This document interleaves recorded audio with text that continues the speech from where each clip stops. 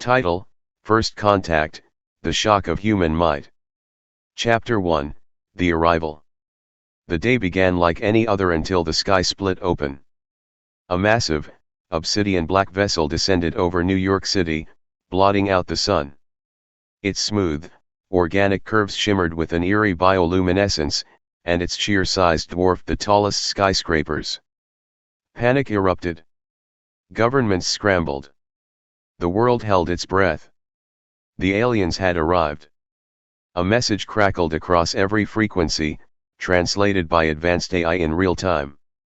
People of Earth. We are the Velner. You are now under our governance. Resistance is futile.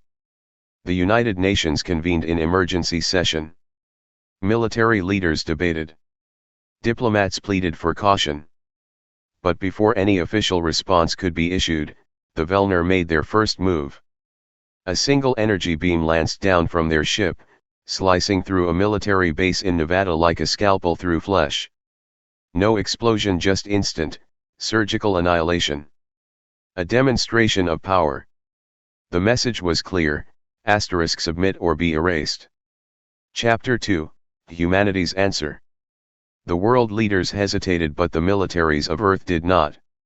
Deep beneath the oceans, hidden in bunkers, and buried in deserts, the true might of human warfare had been preparing for this moment. Not for alien invasion, but for something far worse: each other. And now, that same terrifying arsenal turned toward the stars.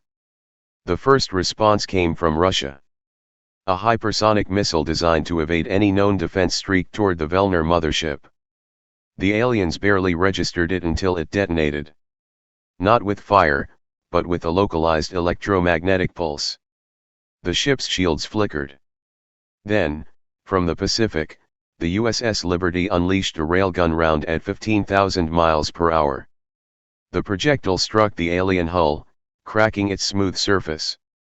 The Velner recoiled not from damage, but from disbelief. How could primitives harm them?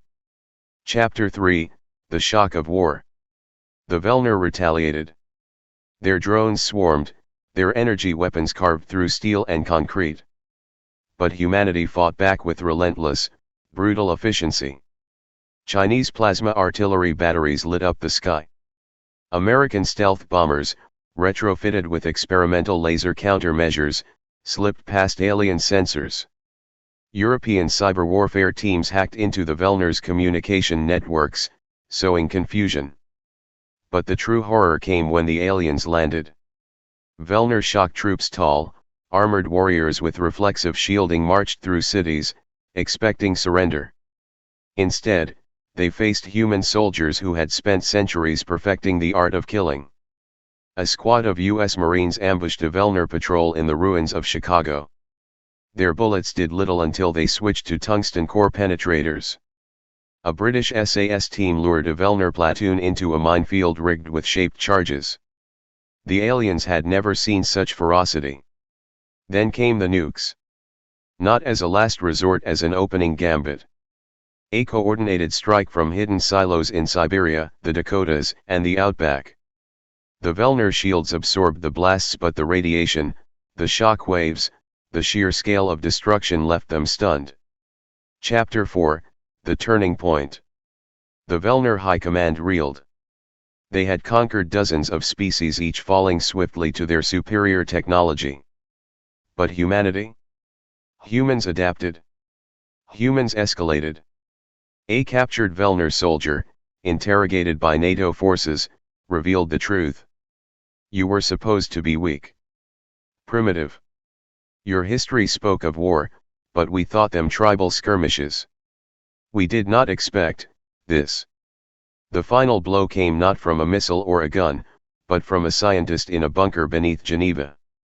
Dr. Elena Petrov had spent her life studying theoretical physics. And in the face of annihilation, she made a breakthrough. A singularity device. A black hole, contained just long enough to be launched. When the weapon struck the Velner flagship, space itself twisted. The alien vessel was ripped apart, atom by atom. The remaining ships fled not in tactical retreat, but in asterisk terror. Epilogue, The Aftermath. Earth stood wounded but unbroken. The Vellner had come expecting slaves. They left with nightmares. In the ruins of New York, a transmission was sent into the void, a message for any other species that might consider humanity prey. We do not bow. We do not break. And we do not forget. The stars, for the first time, seemed just a little less infinite. And far, far more dangerous. The end. Would you like any expansions on certain scenes or characters? Maybe a deeper look at the alien perspective?